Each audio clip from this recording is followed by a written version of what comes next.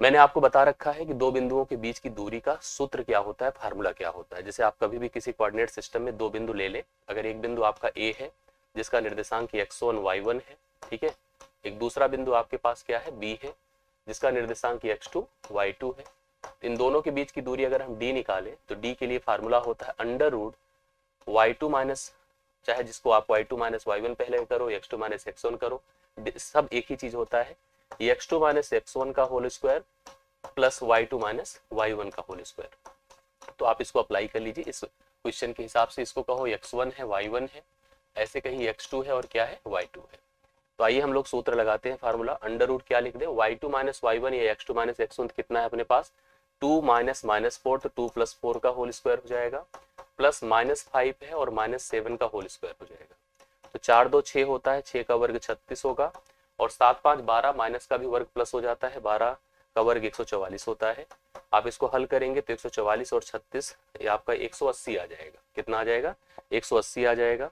तो 180 को आप लोग प्रेजेंट करिए, कैसे क्या लिख सकते हैं मुझे बताइए। आप इसको थोड़ा सा फैक्टराइज करिए तो ये हो जाएगा 18 गुणे 10, ठीक है। 18 गुणे 10 का मतलब फिर से थोड़ा सा कर दीजिए, 3 तिया 9 दूना 18 है, गुणे 9 18 हो गया, 2 पंचे 10 है, ठीक है। एक पेयर 3 का मिला, एक पेयर 2 का मिला, 3 दूना 6 होता है, रूट 5 अंदर रह जाएगा, तो इसको आप 6 रूट 5 लिख सकते हैं। 6 रूट 5 यहाँ पर किसी ऑप्शन में अवेलेबल नहीं है, ए भी नहीं है, ए भी नहीं, ए भी नहीं है, उपर्युक्त में से कोई नहीं, अर्थात ई ऑप्शन इस प्रश्न का राइट सोल्यूशन बनकर आ रहा है। एग्जैक्टली आप लोग देख सकते हैं, तो ई ऑप्शन उपर्युक्त में से कोई नहीं इस प्रश्न के लिए करेक्ट सोल्यूशन बनेगा। बहुत बढ़िया, देखिए जितने लोगों ने बताया है कैसे इस प्रश्न का सोल्यूशन करना है, आप लोग इसका प्रोसेस अच्छे से समझ लीजिएगा, ठीक। अगले प्रश्न पर चला जाए। ये क्लियर हो गया, किसी को दिक्कत हो तो बता दे, किसी को भी कंफ्यूजन हो। मुझे जहां तक लगता है कि ये आसान पैटर्न था, इसमें कोई प्रॉब्लम नहीं है, आराम से सब लोग कर, ये हर बार आया है, बहुत ही इंपॉर्टेंट होता है, इस तरह का प्रश्न आप तैयार कर लीजिएगा। वाई अक्ष पर आप लोग कमेंट करके बताएंगे, अगर कोई बिंदु वाई अक्ष पर है, ऑन वाई एक्सिस है, जैसे आप कोऑर्डिनेट सिस्टम ऐसे जनरेट करिए, यह वाई एक्सिस है, अगर इस पर कोई बिंदु होगा, चाहे ऊपर की तरफ हो चाहे नीचे की तरफ हो, यहाँ पर 0 कामा वाई इसका कोऑर्डिनेट होगा, अर्थात एक्स का मान उस समय क्या रहेगा, 0 रहेगा। वाई अक्ष पर कोई बिंदु रहेगा तो वहां पर वाई का मान तो रहेगा बट एक्स का मान 0 रहेगा। कह रहा वाई अक्ष पर उन बिंदुओं को खोजिए जो बिंदु -5, 2 और 9, से 9, से समान दूरी पर स्थित है। तो आपके पास यह वाई अक्ष का वह बिंदु है, ये देखिए 0, हमने वाई पुट कर दिया, 2 हमने अलग अलग कोऑर्डिनेट रखे। इस समान दूरी वाला प्रश्न मैंने जैसे कहा कि हर बार परीक्षा में पूछा गया है, 1.0 में भी पूछा गया, 3.0 2.0 में भी पूछा गया है, तो आप इसको जरूर तैयार कर लीजिएगा। मैं यहाँ पर मेंशन कर रहा हूँ, जैसे पहले सबसे ध्यान दीजिएगा, वाई अक्ष पर कोई बिंदु होगा तो उसका निर्देशांक 0, वाई होगा। 2 ऐसे पॉइंट है जिनके कोऑर्डिनेट्स, एक का दिया है -5, 2, ठीक है, दूसरे का दिया है 9, -2। कह रहा समान दूरी पर हो, यहाँ से यहाँ की दूरी, यहाँ से यहाँ की दूरी क्या हो, इक्वल हो, ऐसा वह कोऑर्डिनेट आपको डिसाइड करके बताना है। तो अगर मान लो कि ये कोऑर्डिनेट है P और इन दोनों को आप मान लो, एक को A दूसरे को मान लीजिए B, तो इसका मतलब है PA इज इक्वल टू क्या होना चाहिए, PB होना चाहिए। डिस्टेंस फार्मूला जो भी हम पीछे अप्लाई किए वही चीज हम लोग यहाँ पर कर रहे हैं। PA is equal to PB, अर्थात इस डिस्टेंस के बराबर होगा, दोनों लेंथ इक्वल होनी चाहिए। सूत्र वही लगाइए जैसे अभी हम लोगों ने पढ़ा है। तो जैसे आप देखो यहाँ पर एक बात ध्यान दीजिएगा, जब भी फार्मूला अप्लाई करिए, चाहे x2 माइनस x1 लिखिए चाहे x1 माइनस x2 लिखिए, बात एक ही होती है। कभी कभी मन में डाउट आता है कि सर हम इसको कैसे समझे, कौन x1 है, कौन y1 है, कौन x2 है, डिसाइड नहीं कर पाते हैं, पहले किसको ले, इस बिंदु को ले किस ले, तो इस डाउट मत रखा करिए, ठीक है। x1 minus x2, x2 minus x1, difference का होल वर्ग होगा, ऑटोमेटिकली पॉजिटिव आना ही आना है, तो कोई फर्क प्रॉब्लम नहीं होती है। तो चलिए लगाते हैं हम इसका सोल्यूशन। सूत्र फार्मूला क्या कैसे होगा देखिएगा, आपको खुद ही क्लियर हो जाएगा। सबसे पहले आप यहाँ से अगर सोचो कि हम लिख दें x2, मतलब x2 के हिसाब से चलेंगे तो 0 -5 तो +5 का होल वर्ग होगा, समझ रहे हैं ना कैसे, 0 -5 +5 का होल वर्ग होगा, y -2 का होल वर्ग होगा, इसका होल वर्ग करिए। इधर चले आइए, यहाँ पर देखिए ऐसे ही जैसे यहाँ पर भी सेम टू सेम वही अप्लाई करिए, 0 -9 का होल वर्ग होगा और y +2 का होल वर्ग होगा, पहली बात। दूसरी तरफ अब एक काम कर दें आप लोग, दोनों पक्षों में स्क्वायर करेंगे तो खत्म हो जाएगा, तो यहाँ पर 5 का वर्ग 25 होगा प्लस y -2 का होल वर्ग होगा, ठीक है, इज इक्वल टू 9y 81 होगा प्लस y +2 का होल वर्ग होगा। और यहाँ से बहुत कुछ अभी क्लियर हो जाएगा, आपको खुद ही समझ में आ जाएगा, आप देख रहे हैं, आप जितना समझ, अच्छा यहाँ पर अगर विजिबिलिटी इशू रहेगा तो मैं यहाँ पर लिखता हूँ इसको, और ध्यान से एक स्टेप और हम यहाँ पर चल सकते हैं। 25 है, प्लस इसको लिखिए वाई स्क्वायर प्लस 4, क्योंकि ए माइनस बी का होल वर्क चल रहा है। आई होप दिख नहीं रहा होगा, नीचे तो नहीं दिख रहा है, तो मैं यहाँ पर इसको ऊपर ही लिखता हूँ कहीं पर, जिससे कि विजिबल रहे, चीजें कंफर्म रहे। तो देखिए मैं यहाँ पर लिख रहा हूँ पी ए है और यहाँ पर लिखता हूँ पी बी है। तो पी ए और पी बी का सेंस देख लीजिएगा कि 25 तो 25 ही है, करेक्ट। और यहाँ पर क्या होगा, वाई स्क्वायर होगा प्लस 4 होगा माइनस 2 2 जा 4y होगा। ए क्या रूल होता है, पढ़ा है आपने, A square plus B square minus 2ab भी होता है। दूसरी तरफ चले चलिए, तो अगला कितना है, 81 है, ठीक है। और उसके बाद क्या है, प्लस वाई स्क्वायर है प्लस 4 है प्लस 2 2 जा 4y है, करेक्ट। अब देखिए क्या क्या कैंसिल हो जाएगा, वाई स्क्वायर से 4 से कैंसिल होगा, ये हो गया 25 minus 4y is equal to 81 plus 4y, correct है। 4y को एक तरफ कर दीजिए, 4 4 8y हो गया। इसको इधर कर दीजिए तो 11 में से 5 घटेगा, 11 नेगेटिव आएगा, ध्यान दीजिएगा। 11 से 5 6 होता है और 7 से 2 कितना होता है, 5 7 8 56 होगा। तो y का मान आपका आ जाएगा -7, करेक्ट। तो यहाँ पर जो कोऑर्डिनेट बनेगा 0, -7 बनेगा, और 0, -7 आपको कहाँ पर दिया है, सी ऑप्शन में दिया है। तो सी ऑप्शन इस प्रश्न के लिए राइट सोल्यूशन होगा। जो आप 0, -7 लगाएंगे, एकदम रियल सोल्यूशन आपके सामने आ जाएगा, करेक्ट हल आएगा। लेकिन एक बात बताइए, जैसे यहाँ पर एक चीज और भी हो सकता था कि अगर हम लोग जानते हैं कि जब कभी हम वर्ग स्क्वायर रूट करते हैं, स्क्वायर रूट पॉजिटिव नेगेटिव दोनों आता है। 0, -7 से अगर हम करें तो भी समान दूरी पर आना चाहिए, और 0, 7 से करें तो भी समान दूरी पर आना चाहिए। लेकिन यहाँ पर वो ऑप्शन अवेलेबल है नहीं। जैसे अगर आपके सामने ऐसी स्थिति होती, दोनों परिस्थितियां, क्यों वर्गमूल करने पर जो रिजल्ट आता है प्लस माइनस दोनों आता है, इसलिए हो सकता है अगर वो ऑप्शन देता तो हम दोनों लगाते, बट फिलहाल यहाँ पर नहीं है, तो इस हिसाब से उत्तर आपका 0 -7 होगा, जो सी ऑप्शन में अवेलेबल है। और मैं फिर आपको सजेस्ट कर रहा हूँ, इस ऑप्शन को जरूर, इस प्रश्न को, इस टाइप के क्वेश्चन को जो डिस्टेंस बेस्ड होता है, इसको तैयार रखना, क्योंकि ये पूछा जा रहा है एग्जाम में, हर परीक्षा में। जैसे 1.0 में भी पूछा गया है, 2.0 में भी पूछा गया है, और श्योर कर लीजिए 3.0 में भी यह प्रश्न पूछा जाएगा। नेक्स्ट क्वेश्चन पर आइए, तो इसको थोड़ा समझ लीजिएगा कि इसका कॉन्सेप्ट क्या है। सबसे पहले, जैसे मैंने कल आपको equation of the straight line पढ़ाया था, याद होगा आप लोगों को, सरल रेखा का समीकरण बनाया। जैसे मैंने कहा एक रेखा मान लो ए है, ठीक है, रेखा की बात करो, एक रेखा सपोज करिए यह है। अब हम इस रेखा को प्रेजेंट कैसे कर सकते हैं, हमने कहा कि एक रेखा आपके सामने, जैसे आप इसको जो भी यहाँ पर नेम इसका प्रोवाइड करना चाहें, हमने यहाँ पर लिखा y equal to m1x plus c1, एक रेखा है। दूसरी रेखा मान लीजिए यहाँ पर दूसरी है, जिसे हम लिख सकते हैं y equal to m2x plus c2, मतलब दो रेखाएं हैं। और जब दो रेखाएं एक दूसरे के साथ परपेंडिकुलर बनाती हैं, मतलब अगर आप एक रेखा को, जैसे आप इसको ऐसे भी प्रेजेंट कर लो, L1 है, दूसरी रेखा को आप L2 कह सकते हैं। दो रेखाएं थी आपके पास, एक L1 थी, दूसरी L2 थी। कोई भी रेखा, आप मत सोचिए कि x अक्ष y अक्ष, आप ऐसे भी लिख सकते थे। एक रेखा ए है, ए इस पर जाकर समकोण बनाए, एक रेखा आपकी L1 है, दूसरी रेखा आपकी L2 है। जब दो रेखाएं एक दूसरे के साथ लंबवत हो, ठीक है, जब दो सरल रेखाएं, ठीक है, ध्यान से मेरी बात को समझिएगा जब दो सरल रेखाएं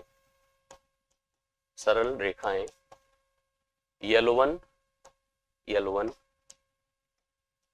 इज परपेंडिकुलर ऑन L2, ठीक है, L1 is perpendicular on L2, मतलब दो रेखाएं, एक L1 है, दूसरी L2 है, दोनों एक दूसरे के साथ लंबवत हों, अर्थात समकोण बना रही है। तो यहाँ पर ध्यान दीजिए, क्योंकि रेखा जो होती है उसमें डिफरेंट क्या होता है, रेखाओं में डिफरेंट अगर सोचा जाए दो चीजें, क्योंकि रेखाएं बनती किसकी मदद से हैं, एक तो स्लोप प्रवणता की, और दूसरा वाई अक्ष पे कटान बिंदु, अर्थात वाई अक्ष के, मतलब अगर दिशा में चले, वाई अक्ष पर रहे तो मूल बिंदु से कितनी दूरी पर है, कहाँ पे कट कर रही है, दोनों चीजों पे डिपेंड होता है। वहीं से रेखाओं में डिफरेंशिएशन आपको बनकर सामने भी दिखता है। तो हम कहते हैं अगर जब दो रेखाएं एक दूसरे के साथ लंबवत हैं, अर्थात समकोण बना रही हैं, तो उनके जो स्लोप्स हैं, प्रवणताएं हैं, उन प्रवणताओं के बीच एक रिलेशन बनेगा। क्या बनेगा, तब ध्यान दीजिएगा, m1 is equal to 1 upon -1/m2, ये नियम बनता है, ठीक है। मतलब आप ऐसे कह सकते हैं इसको कि m1 इंटू m2, ध्यान दीजिएगा, m1 into m2 is equal to क्या होता है, -1 होता है। जब दो रेखाएं एक दूसरे के साथ लंबवत होती हैं तो उनकी प्रवणताओं का जो गुणनफल होता है वो -1 के बराबर होता है। बहुत ध्यान से इसको समझ लीजिएगा, इसको हम बहुत डिटेल पे नहीं ले जा रहे हैं, बस इतना भी आपको बता दें कि दोनों प्रवणताओं, मतलब हम कह सकते हैं रेखाओं की प्रवणताओं का गुणनफल, ठीक है, गुणनफल क्या होता है, बराबर -1 होता है। कभी कभी आपको दो रेखा दे करके चेक करने के लिए कह देता है, क्या चेक करो क्या ये रेखाएं एक दूसरे के साथ लंबवत है कि नहीं। जैसे मान लीजिए मैंने आपको एक रेखा दिया, हमने कहा कि एक मैं ऐसे जनरल दे देता हूँ, एक L1 दिया हमने कि y is equal to 2x + 5, दूसरा है आपके पास एक L2 है, मान लीजिए हमने लिखा y is equal to 1/-2 x + 4 आपके पास है। चेक करो क्या ये रेखाएं एक दूसरे के साथ लंबवत हैं, चेक करिए लंबवत की स्थिति क्या है इसकी। तो आपको यहाँ पर पहले तो आप बहुत बढ़िया स्थिति है, क्योंकि यहाँ पर हमारी दोनों जो इक्वेशंस हैं वो y = mx + c के रूप में है, और नहीं रहती है तो हम लोग को खुद लिखना पड़ता है और प्रवणता निकालनी पड़ती है। ठीक है, प्रवणता निकालनी पड़ती है। फिर हम प्रवणताओं के नियम पर जाते हैं कि m1 × m2 = -1 की अगर कंडीशन फॉलो हो रही है तब दोनों रेखाएं एक दूसरे के साथ क्या है, लंबवत है। अब आप जैसे इसकी प्रवणता देखो कितनी है, m1 है 2 और m2 कितनी है बताइए, m2 है -1/2। तो लिख सकते हैं m1 × m2 = -1 का नियम होता है। चेक करें 2 गुणे -1/2, आप इसको जब हल करेंगे तो -1 आएगा, अर्थात कह सकते हैं कि यहाँ पर L1 is perpendicular on L2। ये बहुत ही आसानी से आप लोग डिक्लेयर कर सकते हैं, कंफर्म कर सकते हैं। ठीक है, यस कंफर्म है, ये बिल्कुल प्रवणता जो रेखाएं हैं एक दूसरे के साथ लंबवत है। कभी कभी आपसे एक प्रश्न ऐसे पूछेगा, एक रेखा दिया जाएगा, ध्यान से मेरी बात को समझिएगा। एक रेखा जैसे हमसे कहा गया कि L1 है 2x + y = 5, तथा एक दूसरी रेखा दी गई है, कहा गया ax + 4y = 2। हमने कहा कि a के किस मान के लिए, a के किस मान के लिए रेखाएं एक दूसरे के लंबवत है। ठीक है, एक दूसरे के लंबवत है। आप इसको देखकर बताइए, जैसे हमको दिया गया 2x + y = 5 है, दूसरी ax + 4y = 2 है। a के किस मान के लिए रेखाएं एक दूसरे के लंबवत है? आप लोग अगर कर सके तो प्लीज कमेंट करके बताइए। तो लंबवत अगर रेखाएं हैं तो आपको क्या करना पड़ेगा, इस रेखा का और इस रेखा का m1 और m2 फाइंड करना होगा। और लंबवत मतलब परपेंडिकुलर है, तो इसके लिए हम लोग को पैटर्न लगाना होगा m1 × m2 = -1। जब इस समीकरण पर रखेंगे तो ऑटोमेटिकली हमारा a अननोन फाइंड हो जाएगा। सबसे पहले आप दोनों रेखाओं को y = mx + c के रूप में लिख दीजिए, ऐसे फॉर्मेट में लिखिए। तो अपनी जो पहली रेखा है L1 देखो क्या हो जाएगी, लिखिए y = -2x + 5, करेक्ट है, ये y यही रहने दीजिए, उसको उधर पे ट्रांसफर करिए। यहाँ से अगर हम सोचे तो m1 अपना कितना हो जाएगा, -2, भाई x का गुणांक ही होता है, x के पहले -2, यही m1 हो गया। दूसरी देख लीजिए, अपने पास L2 की बात करो तो L2 के लिए हम लोग लिखेंगे 4y = -ax = 2। तो आपको सबसे पहले y को सिंगल करना होगा, -a/4, 4 से डिवाइड करिए, 4 से डिवाइड करिए तो कितना है, ये है ना, 4y हमने रोका, -ax + 2 कर दिया। तो यहाँ पर y = -a/4 प्लस कितना हो जाएगा, 2/4 हो जाएगा। ठीक है, इससे तो मतलब नहीं, इसी से मतलब है। तो आप इसको थोड़ा सा और चाहें तो लिख सकते हैं क्या, y = -1/4 x, यहाँ पर x भी रहेगा, -1/4 x, एक सेकंड इसको ऐसे बना दीजिए, हम लिखेंगे -a/4 x प्लस यहाँ पर 2/4 लिख सकते हैं। हमने कहा इससे तो मतलब नहीं, y इंटरसेप्ट का रोल यहाँ पर कोई खास नहीं है। तो आप यहाँ पर x का गुणांक कितना पा रहे हैं, -a/4 पा रहे हैं। m2 = आपका -a/ कितना हो जाएगा, 4 हो जाएगा। अब अगर हम परपेंडिकुलर के लिए चल रहे हैं तो परपेंडिकुलर के लिए क्या करेंगे, m1 × m2 = -1 करेंगे। तो लिखा क्या जाएगा, m1 मतलब -2 और m2 का मान कितना है, -a/4 है, इक्वल टू कितना पुट कर दें, 1 कर दें, माइनस माइनस प्लस हो जाएगा, 2 2 जा 4 हो जाएगा। तो आपका a इक्वल टू कितना हो जाएगा, 2। अर्थात a का मान अगर 2 रहेगा तो दोनों रेखाएं एक दूसरे के साथ क्या होंगी बताइए, परपेंडिकुलर। -2 नहीं होगा, 2 हो रहा है। अब देखिए यहाँ पर दरअसल a का मान -2 है और m1 का भी मान -1 है। अच्छा हाँ, एक गलती हमने किया है, सॉरी, ये आप लोगों ने जो बताया एकदम परफेक्ट बताया है, क्योंकि ये -1 है, यहाँ से पॉजिटिव हो जाएगा तो हम लिख सकते हैं a/2 इक्वल टू -1 है। बिल्कुल सही आप लोगों ने कहा है, ये मेरी गलती थी, a का मान -2 होगा। a का मान -2 जो बता रहे एकदम परफेक्ट बता रहे। तो ये का मान कितना होगा। ऐसे आपसे प्रश्न पूछ ले कि अगर दो रेखाएं एक दूसरे के साथ लंबवत हैं, उसमें से एक अननोन आपसे पूछ ले इसका मान बताइए एग्जैक्टली कितना हो जाएगा, तो आप लोग आराम से बता सकते हैं। ऐसी कंडीशन के प्रश्न आपकी परीक्षा में बन जाते हैं। बिल्कुल सही है, -2 ही होगा ना। अब मेरे ख्याल से इतना क्लियर है, किसी को इसमें दिक्कत नहीं होनी चाहिए। एक प्रश्न जो पूछा था जहां से हम लोग इस टॉपिक पर आए थे, आइए थोड़ा उस प्रश्न पर चलते हैं। प्रश्न क्या है, ध्यान से मेरी बात को सुनिएगा, समझिएगा क्या है।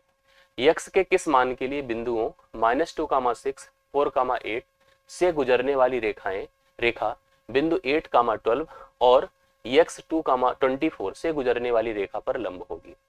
आपको यहाँ पर रेखाओं को डेवलप नहीं करना। जैसे इसने कहा कि एक रेखा है, सबसे पहले एक लाइन है, और यह लाइन कैसे गुजर रही पता है, -2, 6 और कितनी है 4, 8 से होकर गुजर रही है, एक रेखा है। ठीक, एक दूसरी रेखा है L2, यहाँ पर वह रेखा कैसे गुजर रही देखिए, 8, 12 से और कितने से x, 24 से होकर गुजर रही है। कह रहा है कि x के किस मान के लिए ये दोनों रेखाएं एक दूसरे के साथ लंबवत होंगी।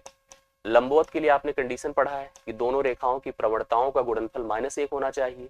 आप लोग बिल्कुल अच्छे से करके बताइए, यहाँ पर जो कंफर्म कर सके बड़ी खुशी होगी समझ करके कि आप कर पा रहे। दोनों रेखाएं एक दूसरे के साथ लंबवत तभी होंगी जब उनकी प्रवणताओं का गुणनफल -1 के बराबर होगा। हमें इसकी प्रवणता निकालनी फर्स्ट हाफ वाल। देखो प्रवणता कैसे निकलती है, M1 मैं निकाल रहा हूँ।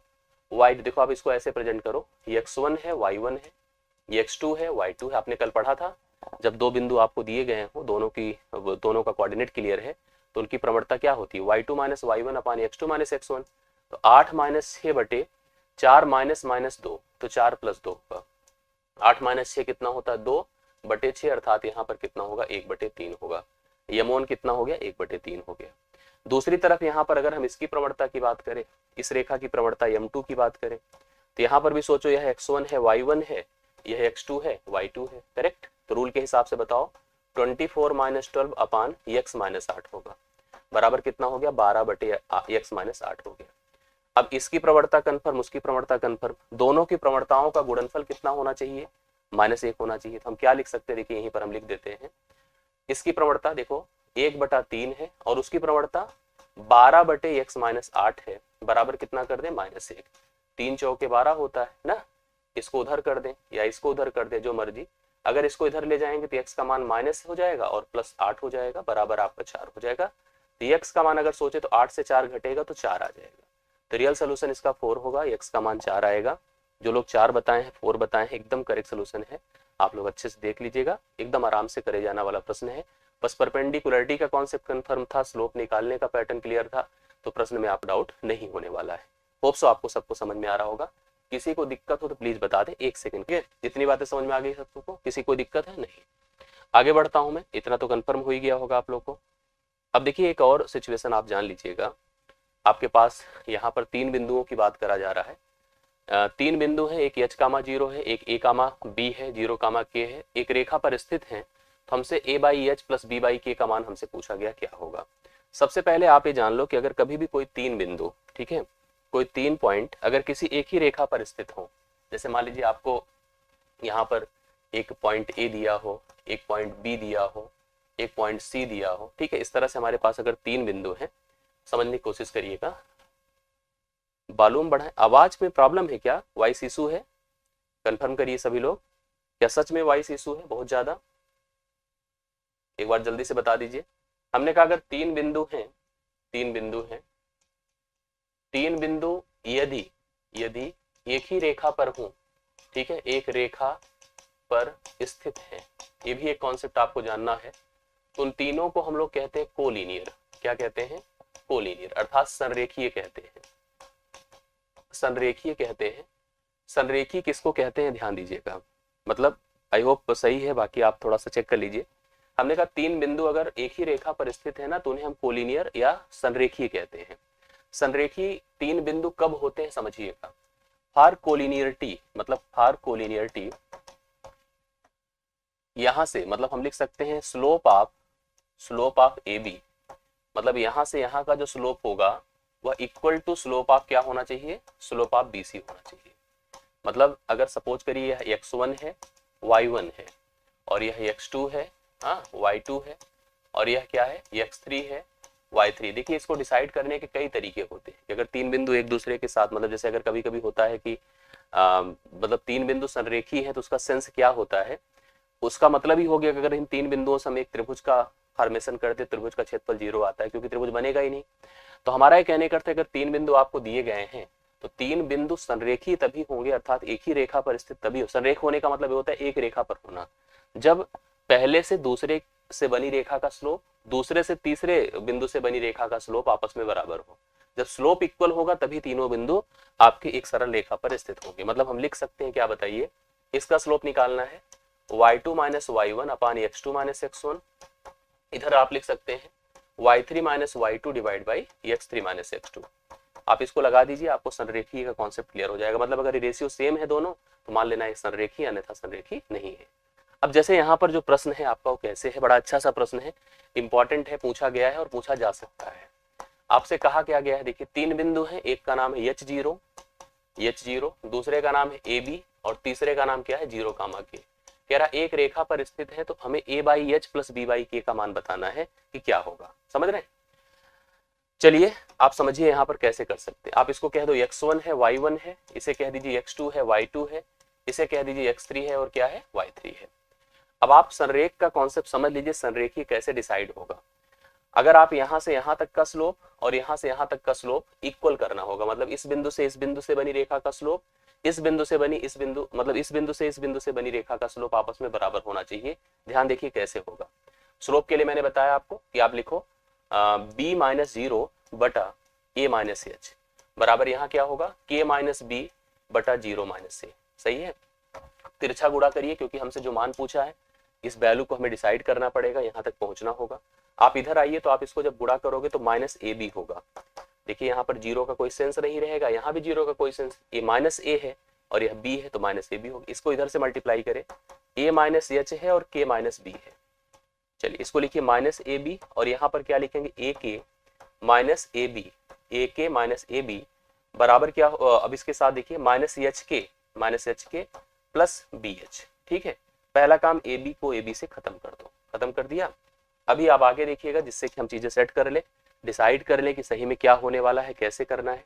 अगर हम ए के और बी एच को वहीं रहने दें, जैसे हम यहाँ पर लिख दें कि ए के प्लस बी एच बराबर एच के को उधर ट्रांसफर कर दें, एच के उधर चला गया। अभी क्या कर सकते हैं, देखो आपके पास स्टेटमेंट क्या है, ए के प्लस बी एच बराबर एच के। अब एच के से दोनों पक्षों को डिवाइड कर दीजिए, मतलब इसको भी डिवाइड कर दे, इसको भी डिवाइड कर दे। जैसे ही एच के से हम इसको डिवाइड कर रहे हैं और इसको भी डिवाइड कर रहे हैं, देखिए क्या होगा, ये हो जाएगा ए के बटा एच के, हाँ ये होगा बी एच बटा एच के बराबर 1 हो गया। अब आप के से के को काट दो और यहाँ से एच को काट दो, ए बटा एच प्लस बी बटा के बराबर देखिए कितना हो गया 1 हो गया। तो आपके लिए रिक्वायरमेंट क्या थी, ए बटा एच प्लस बी बटा के बराबर 1 और ऑप्शन नंबर सी ही तो 1 है। तो राइट सोल्यूशन 1 है। जिसका जिसका आ गया है कंफर्म कर ले।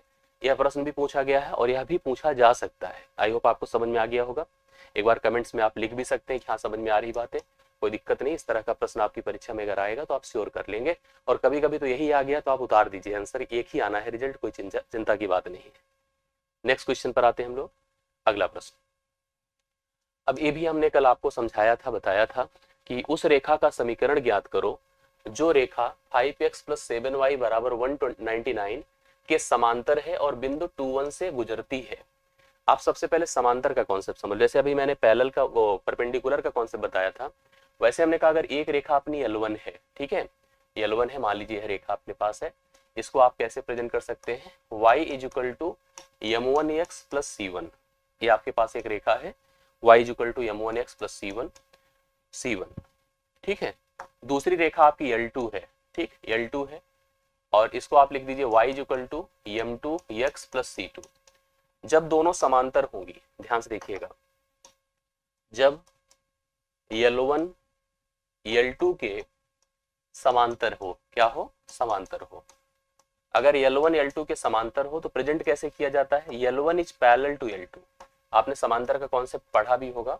दो रेखाएं जब एक दूसरे के साथ समांतर होती हैं तो यहाँ पर कैसे आपके सामने प्रश्न आएगा, ये मतलब कंडीशंस कैसे आएगी कि L1 = पैरेलल टू L2 और L1 अगर पैरेलल टू, ध्यान दीजिएगा, यदि L1 = पैरेलल टू L2 है दो रेखाएं एक दूसरे के समांतर हैं तो श्योर होगा क्या होगा पता है, यहाँ पर हम लिखेंगे तुरंत m1 इक्वल टू m2 हो जाएगा। समझ रहे हैं, मतलब यहाँ पर उनके स्लोप अर्थात प्रवणताएं समान होगी। प्रवणताएं क्या होगी, समान होगी। जब दो रेखाएं एक दूसरे के समांतर हों तो प्रवणताएं अर्थात उनके स्लोप आपस में बराबर होंगे। यहाँ पर भी आप देख पा रहे हैं दो रेखाएं एक दूसरे के समांतर हमने लिखा है, तो इसका मतलब प्रवणताएं आपस में बराबर होंगी। जैसे एक एग्जाम्पल समझिएगा तो आपको क्लियर होगी बातें। कैसे, मान लीजिए मैंने आपको एक एग्जाम्पल दिया और आपसे पूछा कि क्या यह जो है दो रेखाएं जो हम लिख रहे हैं क्या यह एक दूसरे के साथ समांतर है कि नहीं, और समांतर होने पर किसी एक अननोन को भी पूछ लिया जाता है आपसे। जैसे मैं आपको समझाऊं, ध्यान से देखिएगा, बातों को कंफर्म करिएगा। मैंने कहा एक रेखा लिखा y equal to 2x plus 5, ठीक है, एक रेखा है, और दूसरी रेखा है 2y equal to 4x plus 3। ये आपके पास एक दो सरल रेखाएं हैं, एक L1 है दूसरी L2 है। मुझे चेक करके बताइए क्या दोनों आपस में समांतर है कि नहीं। अगर समांतर है तो इनके स्लोप आपस में बराबर होने चाहिए। मैंने इसका स्लोप सोचा तो कन्फर्म है कि इसका स्लोप m1 इक्वल टू कितना है, 2 है। बट इसके स्लोप के लिए आपको पहले लिखना पड़ेगा y इक्वल टू 4/2x, मतलब 2 से हम दोनों को भाग करेंगे, y को अलग करेंगे, प्लस 3/2 होगा। हमने चेक किया तो यह लिखा जा सकता है y equal to 2x plus 3/2। देखो स्लोप से मतलब है, इंटरसेप्ट से मतलब नहीं है। इसमें भी x का गुणांक 2 है तो इसमें m2 बराबर कितना बताएं, 2। m1 2 है, m2 2 है, तो कह सकते हैं कि L1 जो है वो पैरेलल है L2 के। दोनों आपस में क्या है, समांतर है, एक दूसरे के पैरेलल है, बिल्कुल पैरेलल है। मतलब अगर समांतर की स्थिति बनेगी तो कन्फर्म है कि उनकी प्रवणताएं आपस में बराबर होगी, तभी वो दोनों रेखाएं एक दूसरे के समांतर हो सकती है। तो दो बातें हमको समझना है, एक तो रेखाएं आपस में समांतर है कि नहीं है, दूसरा रेखाएं आपस में लंबवत है कि नहीं। अब समांतर पर कंसेप्ट था, समांतर जैसे मान लीजिए मैं आपसे पूछूं एक एग्जांपल, और हमने कहा P के किस मान के लिए रेखाएं, P के किस मान के लिए रेखा हम लिख रहे हैं 3x plus 4y equal to 2 और px plus y equal to 5 आपस में समांतर होंगी। अब आप लोग थोड़ा ट्राई करिए, समान दो रेखाएं हमने यहाँ पर लिखा है, हमने कहा P के किस मान के लिए दोनों रेखाएं आपस में क्या होंगी, समांतर होंगी। एक बार ट्राई करके बताइए क्या स्थिति हो सकती है, क्या कंसेप्ट हो सकता है। ये आपकी पहली रेखा है, क्लियर, ये आपकी दूसरी रेखा है। दोनों रेखाओं को ध्यान देना है, डिसाइड करना है दोनों आपस में समांतर है तो किस परिस्थिति में है। चलिए सबसे पहले यहां से देखिए क्या लिखा जा सकता है, लिखिए 4y इक्वल टू -3x उधर जाएगा प्लस 2 है, y इक्वल टू यहाँ पर होगा -3/4x प्लस 2/4। कन्फर्म, यहाँ पर यमोन कितना आ गया, -3/4 आया। इधर चले आइए, यहाँ पर सीधा लिखिए y equal to -px plus 5, अर्थात यहाँ पर m2 इक्वल टू कितना होगा, -p। और आपको पता है कि रेखाएं कब समांतर होती हैं, जब उनकी प्रवणताएं बराबर होती हैं। m1 इक्वल टू m2 के लिए हम सोचते हैं तो -3/4 को हम बराबर कर दें -p से, p से माइनस से खत्म, तो p इक्वल टू 3/4 होना चाहिए। p का मान 3/4 होगा, तो यहाँ पर दोनों रेखाएं आपस में क्या हो जाएंगी, समांतर हो जाएंगी। ये बातें तो मेरे ख्याल से आपको समझ में आ गई होंगी। अब जो प्रश्न -3/4 नहीं होगा, 3/4 होगा ना, 3/4 होगा, ठीक है। अब यहाँ पर जो प्रश्न आपको दिया गया है उसको आप समझिएगा, जो कॉन्सेप्ट है उसके हिसाब से आगे बढ़िएगा, ठीक। चलिए जो प्रश्न आपके सामने था एक था, हमने कहा उस रेखा का समीकरण ज्ञात करो। आपसे एक रेखा पूछ रहा है, एक समीकरण आपसे रेखा का पता करने को कहा है। जो रेखा, एक रेखा आपके पास दी गई है क्या, 5x प्लस 7y बराबर 199 के समांतर है। पहले तो जिस रेखा को आपको पता करना है उस रेखा की प्रवणता कंफर्म हो गई, बोलो हो गई कि नहीं, कंफर्म करिए हो गई कि नहीं। क्यों हो गई, क्योंकि हमारी जो रेखा हमको डिमांड में है, जो हम चाहते हैं जिसको पता करना, वह इस दी गई रेखा के क्या है, समांतर है। तो जो प्रवणता इस रेखा की होगी, जो प्रवणता इस रेखा की होगी यम, वही इस रेखा की भी प्रवणता होगी यम। कंफर्म, क्यों, क्योंकि जब दो रेखाएं समांतर है तो इनकी प्रवणताएं बराबर होंगी। तो पहला काम आप जो दी गई रेखा है उसकी प्रवणता ज्ञात कर लो। कैसे निकलेगा, लिखिए 7y equal to -5x plus 199। अभी 199 से बहुत मतलब नहीं है हम लोग का, y इक्वल टू क्या लिखेंगे, -5/7x प्लस 199/7, अर्थात यहाँ पर x का जो गुणांक है यम इक्वल टू -5 बटे कितना है, 7 है। ये प्रवणता है। तो जो रेखा आप पता करना चाहते, जो आपका क्वेश्चन मार्क है, उसकी प्रवणता तय हो गई। कितनी बताएं? -5/7। दूसरा क्या पता है उसके बारे में? एक और जानकारी है कि वह बिंदु 2,1 से होकर गुजर रही है, 2,1 से होकर जा रही है। ठीक है, 2,1 से होकर जा रही है। आपको कल मैंने एक सूत्र बताया था, याद होगा आप लोगों को, जब हमें किसी सरल रेखा का समीकरण ज्ञात करना हो, वह रेखा की प्रवणता पता हो और कहां से होकर जा रही यह पता हो। अगर दो बातें कन्फर्म है तो हम ज्ञात कर सकते हैं कि उस रेखा का समीकरण क्या होगा। तो इसको आप कह दो x1 है, इसको कह दो y1 है। लिखिए y माइनस y1 यम की जगह लिखो -5/7, x माइनस x1 कर दीजिए। ठीक है, थोड़ा सा इसको सॉल्व कर रहे हैं। 7y - 7 = -5x + 10। अब अपनी आवश्यकता चेक करिए कैसे है। 5x पॉजिटिव है ना, हाँ, तो आप इसको उधर लेके जाएं तो क्या हो जाएगा पता है? 5x + 7y -7 है, -10 होगा। इसको आप लिख सकते हैं कितना? 5x + 7y और -17, उधर जाके +17 हो जाएगा। 5x + 7y = +17। Option number A इसका राइट सोल्यूशन है, यही है उत्तर सही। ऑप्शन नंबर ए अगर आप बता रहे हैं तो एकदम परफेक्ट सोल्यूशन बता रहे हैं। 5x + 7y = 17 is the right solution for the given question. तो पांचवा प्रश्न आपका करेक्ट हल कितना दे रहा है? ए ऑप्शन दे रहा है। इस तरह का प्रश्न भी आपकी परीक्षा में आपको फेस करने को मिल सकता है। अगले प्रश्न पर आइए। ये भी बहुत ध्यान से देखिएगा, वो बहुत ही आसान है। इसको दो तरीके से आप पहले समझिए। एक बात मैं आप लोग को ऐसे बता दूं, जनरली इसको थोड़ा समझ लीजिएगा। इसे हम इसको इंटरसेप्ट फॉर्म कहते हैं।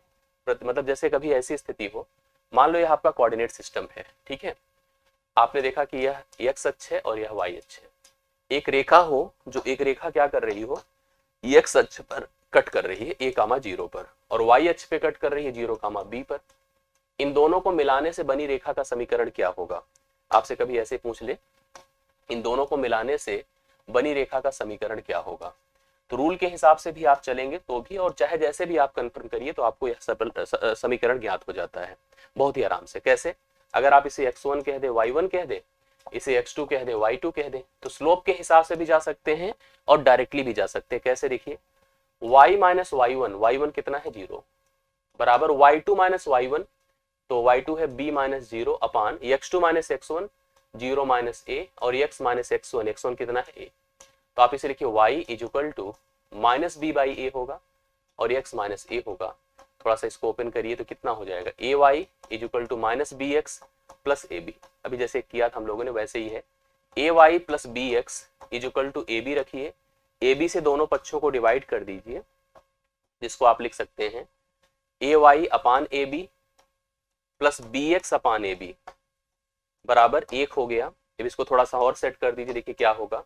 पहला काम तो यहाँ पर आप a से a कट कर दो और यहाँ पर b से b कट कर दो, हो जाएगा x upon a plus y upon b = 1। कभी भी आपको ये पता हो कि x अक्ष पर कहाँ कट कर रही है और y अक्ष पर कहाँ कट कर रही है, तो डायरेक्टली समीकरण हम ऐसे डेवलप कर सकते हैं। ठीक है, अब जैसे ये मतलब आप दिमाग में सेट करो, जैसे यहाँ पर जो प्रश्न आपको दिया है वो क्या है? कह रहा है कि हमें 3x - 4y + 10, 3x - 4y + 10 = 0 एक सरल रेखा दिया गया है। इसके द्वारा x अक्ष और y अक्ष पर काटे गए अंतःखंड क्या होंगे, ये आपको बताना है। अगर आपसे डायरेक्टली अंतःखंड पूछा है, मतलब x अक्ष पर कहाँ कट कर रहा है, y अक्ष पे कहाँ कट कर रहा है, तो हमें कोई ऐसा फॉर्मेशन की जरूरत नहीं। आप चाहें तो कर सकते हैं। कैसे कर सकते हैं भी समझ लीजिए। इसको 10 से दोनों पक्षों को डिवाइड कर दे, डिसाइड हो जाएगा। जैसे आप पहले तो उधर उसको उधर ले जाएं, -10 से डिवाइड कर दे, अभी x upon a y upon b के रूप में ऐसे भी जनरेट हो जाएगा। जैसे आप ऐसे लिखना चाहो तो लिख सकते हो 3x - 4y बराबर -10, -10 से इसको डिवाइड कर दें ऐसे। ठीक है, इसको भी कर दें, 1 हो जाएगा। सबसे पहले इसको क्या लिख सकते हैं? 3x अपान -10 और a माइनस प्लस हो जाएगा 4y अपान 10 = 1।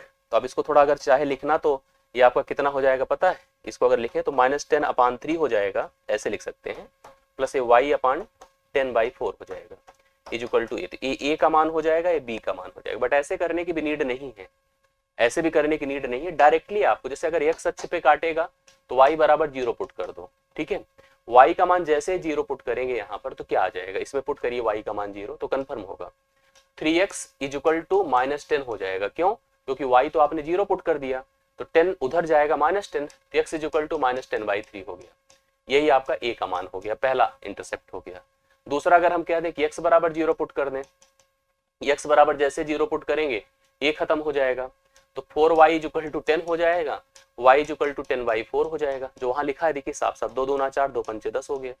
मतलब एक तो -10/3 आ रहा है जो x का इंटरसेप्ट है, और y का इंटरसेप्ट 5/2 आ रहा है। तो -10/3 है और 5/2 है। ये देखो बी ऑप्शन है कि नहीं, बी ऑप्शन इसका राइट सोल्यूशन, डायरेक्टली बता सकते हैं। तो ध्यान दीजिएगा तो सब कंफर्म होगा, -10/3 और 5/2 इसका राइट सोल्यूशन एकदम सही है, करेक्ट आंसर आपके सामने है। तो छठा प्रश्न आपका डन हो गया। किसी को दिक्कत है तो नहीं, अगर नहीं है या है तो कोई भी चीज हो तो आप मुझे कंफर्म करते चलिएगा, उस हिसाब से हम आगे बढ़ेंगे। कोई डाउट मन में मत रखिएगा, और समझ में आता जाए तो वीडियो को लाइक करते चलिएगा, शेयर भी करते चलिएगा, जिससे एक रीच कनेक्टिविटी हमेशा के लिए बनी रहे, और यही सबसे इंपॉर्टेंट होता है। ये भी प्रश्न आपकी पिछली परीक्षा में आ चुका है, तो यह भी इंपॉर्टेंट है। आप ऐसे भी प्रश्नों के ऊपर कमांड रखिए, ध्यान रखिए, जिससे कभी डाउट में ना आए। यदि दो रेखाओं के बीच का कोण हमें π/4 पता है, दो रेखाएं हैं इस तरह की, हाँ, इनके बीच का कोण हमें π/4 पता है। एक रेखा आपकी L1 है, दूसरी रेखा L2 है, और एक रेखा की प्रवणता, मान लो इसकी प्रवणता m1 आपको दिया है 1/2, दूसरी रेखा की प्रवणता हमसे ज्ञात करने के लिए कहा है। दो रेखाओं के बीच जब 90 डिग्री होता है तो आपने पढ़ा, जब दो रेखाएं समांतर होती हैं तो उनके बीच कोई कोण नहीं होता है, तब भी आपने पढ़ा। लेकिन जब रेखाओं के बीच का कोण हमारे पास π/4 हो, मतलब कोई जनरल थीटा हो, कुछ भी हो, तो रूल होता है इनके रिलेशंस का, वो रिलेशन होता है tan theta equal to m1 - m2 divide by 1 + m1 m2, वो भी मॉड में, ये वैल्यू होती है। लेकिन इसमें एक डाउट है कि अभी आप किसको m1 मानोगे, किसको m2 मानोगे, इसलिए उत्तर दो आने के दो चांस हैं। पहली चीज आप इसको लिखिए, जैसे अगर हम अप्लाई करना चाहते हैं तो एक तो लिखेंगे tan 45, क्यों 180/4 आपके सामने 45 डिग्री है, इक्वल टू, अगर हम m1 इसी को मान लेते हैं तो क्या होगा, 1/2 - m2 होगा, डिवाइड बाई आपका 1 + m1 मतलब कितना है, 1/2 गुणे m2 होगा। ठीक है, यह तो एक ही हो गया, बराबर यहाँ पर कितना हो जाएगा, ऊपर का मान होगा 1 - 2m2 डिवाइड बाई 2 होगा, और 1 - 2m2 डिवाइड बाई कितना होगा, 2 होगा। और नीचे अगर जो आपके पास है 1 + कितना है, m2/2 है ना, अगर आप इसको थोड़ा सॉल्व कर लेंगे तो हो जाएगा कितना, 2 + m2 डिवाइड बाई 2। तो आपका यह ऊपर चला जाएगा और यह नीचे रहेगा, 2 + m2 होगा। थोड़ा ध्यान से करने की जरूरत रहती है, इधर उधर मतलब कंफ्यूजन में मत रखिएगा। तो ये हो जाएगा 2 + m2 इक्वल टू 1 - 2m2। इसको इधर कर ले तो ये हो जाएगा 3m2 इक्वल टू उधर जाएगा तो -1 होगा, m2 इक्वल टू एक तो -1/3 हो गया, -1/3, चलो एक उत्तर हो गया।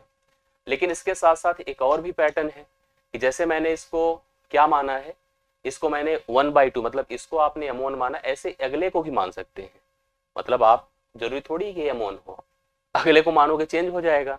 मतलब इसी पैटर्न पर हम एक इक्वल टू इस वाले पैटर्न को लेकर चलेंगे, m2 - 1/2 कर दे, और 1/2 मतलब नीचे वाला तो सेम ही रहेगा, ये तो कंफर्म है, 1 + m1 m2 कर दे, अर्थात 1/2 गुणे आप m2 इसको कर दीजिए। अब ऐसी कंडीशन में हल करेंगे तो ए वैल्यू तो ऐसे ही रहेगी, बट ए वाला चेंज हो जाएगा, तो 2m2 हो जाएगा -2, उसके हिसाब से उत्तर आपका 3 आ जाएगा। तो ये भी उत्तर आ सकता है, ये भी उत्तर आ सकता है। तो दोनों के लिए आपके दो उत्तर यहाँ पर बनेंगे। जैसे यहाँ पर एक उत्तर से काम नहीं चलेगा, -1/3 भी आ रहा है और 3 भी आ रहा है। क्यों, देखिए जैसे मैंने, अब मान लो यही प्रश्न को मैं आपको थोड़ा बोर्ड पर अच्छे से क्लियर करके दिखाऊं तो आपको समझ में आएगी बातें। जैसे आपने यहाँ पर ऐसे देखिए, एक का स्लोप है 1 कितना, स्लोप देखिए कितना है, 1/2 है, 1/2 स्लोप है, दूसरे का स्लोप हमको नहीं पता है। अब अगर हम यहाँ पर tan 45 लिखें और लिखें कि क्या, अगर हम इसको लेकर चलते हैं, मान लीजिए 1/2 - m इसको लेकर चलिए, और 1 + 1/2 गुणे m, एक इधर कर लीजिए, वहीं पर tan 45 इक्वल टू m - 1/2 बटे 1 +, चलो इसमें तो दिक्कत नहीं होती है, ये तो सही है नीचे वाला, मतलब दो उत्तर की पॉसिबिलिटी यहाँ पर बन रही है, 2 आंसर्स की पॉसिबिलिटी बन सकती है, एक से अधिक होगा, बिल्कुल सही बात है जो लोग बताएंगे। यहाँ पर आप देखोगे तो कितना होगा, 1 होगा, और यह 1/2 - m है बटा 1 + कितना है, आप इसको चाहे तो हल कर ले थोड़ा सा, मतलब दोनों को हल कर लीजिए, क्यों एक ही को हल करें, इसे आप 1 - 2m/2 कर सकते हैं, गुणे इसको क्या लिख सकते हैं पता है, 2 ऊपर जाएगा और 2 + कितना हो जाएगा, m हो जाएगा। 2 प्लस एम हो जाएगा। अब इसको पहले इससे कैंसिल करें, ये मान तो नीचे सेम रहेगा, तो लिखिए 2 plus M is equal to 1 minus 2m, correct. इसको इधर किया तो 3m इज इक्वल टू -1, तो m इज इक्वल टू ठीक है -1/3 आ रहा है। बट इधर चले आइए तो क्या होगा पता है, ये तो एक ही रहेगा, यहाँ पर 2m माइनस 1 होगा और नीचे जैसे था वैसे ही रहेगा, मतलब 2 इसको रखिए 2 इसको रखिए ले जाइए, तो यहाँ पर हो जाएगा कितना 1 प्लस 2 प्लस m है, तो ये तो खत्म ही हो गया, तो मतलब लिखिए 2 प्लस m है is equal to 2m minus 1 है। तो आप इसको अगर इधर करें तो m होगा, उसको उधर ले जाएं तो 3 होगा, तो m का एक मान 3 भी आएगा। m के दो मान आ रहे हैं, 3 आ रहा है -1/3 आ रहा है। इस हिसाब से अगर इस प्रश्न का सलूशन करेंगे तो b भी हो सकता है, c भी हो सकता है, मतलब उपर्युक्त में एक से अधिक हो सकते हैं। अगर आप ऐसे प्रश्न फेस करिए तो एग्जाम में एक से अधिक के ऑप्शन पर जाइएगा, क्योंकि दो जब समीकरण के फ्रेम बन सकते हैं तो उत्तर भी दो डिफरेंट आएंगे, और डिफरेंट आएंगे तो एक से अधिक होगा। जो लोग एक से अधिक बता रहे हैं एकदम परफेक्ट है। तो उत्तर प्रश्न आया था ये परीक्षा में, बहुत लोग गलत किए थे, ध्यान दीजिएगा तो गलत नहीं होगा, आपका सब सही हो जाएगा। ठीक, चलिए ये हो गया आपका। एक ये पूछा जाता है हम लोगों से, बड़ा अच्छा सा क्वेश्चन है। त्रिकोणमिति का कॉन्सेप्ट है, आप सभी ने बहुत डिमांड करी है त्रिकोणमिति की बेसिक्स को समझाने के लिए, मैं समझाता हूँ। रेखा है हमारे पास एक x sin theta plus y cos theta is equal to 2b sin theta cos theta. दूसरा है x cos theta minus y sin theta is equal to 2b cos 2 theta. पर मूल बिंदु से डाले गए लंबों की लंबाइयां हमको दिया है p और q है, तो हमसे p² प्लस q² पूछ रहा है। ठीक है, p² प्लस q² पूछ रहा है। दोनों रेखाओं पर मूल बिंदु से डाले गए लंबों की लंबाइयां हम लोग को दिया है, तो आप लोग यहाँ पर इस प्रश्न का सलूशन कर सकते हैं बहुत ही आसानी से। कोई ऐसी बात नहीं कि नहीं आएगा, बहुत इजीली आप इसका सलूशन बता सकते हैं, बस थोड़ा सा कुछ चीजें आपको बहुत ही ध्यान से देखनी पड़ेगी, समझनी पड़ेगी। अब आपको जैसे पता है कि भाई देखो, ये आपका पहला समीकरण है x sin थीटा, ये देखिए क्या लिखा है x sin थीटा, बहुत ध्यान से देखिएगा, x sin theta plus y cos theta is equal to 2b sin theta और cos थीटा, ये है पहला। और दूसरा क्या है, x cos theta minus y sin theta is equal to कितना है b cos 2 थीटा। ये आपके पास दो समीकरण हैं। अगर आप लोग इसको लेकर चलते हैं, जैसे अगर हम बेसिक समझते हैं कि p का मान कितना हो जाएगा, q का मान कितना हो जाएगा, अगर हम p q के हिसाब से लेकर चलते हैं तो p का मान सिंपली यही होगा, क्योंकि आपने अगर एक चीज पढ़ा होगा, आपको याद होगा कि अगर हम किसी सरल रेखा की बात करें, हाँ ट्रिग्नोमेट्री करना है ना, ट्रिग्नोमेट्री कराना है, इसको लेकर के एकदम परेशान मत होइए, बिल्कुल कराया जाएगा। अगर हम लोग यहाँ पर जैसे हम कह दें कि आपको हम अभी कोई भी हमारे पास, जैसे पहले चीज तो इसको दिमाग में रख लीजिएगा कि अगर हम किसी मूल बिंदु से किसी सरल रेखा पर कोई समीकरण बना रहे हैं, तो उस सरल रेखा के समीकरण का सूत्र जो होता है p is equal to x cos alpha plus y sin alpha is equal to मतलब p के रूप में लिखा जाता है।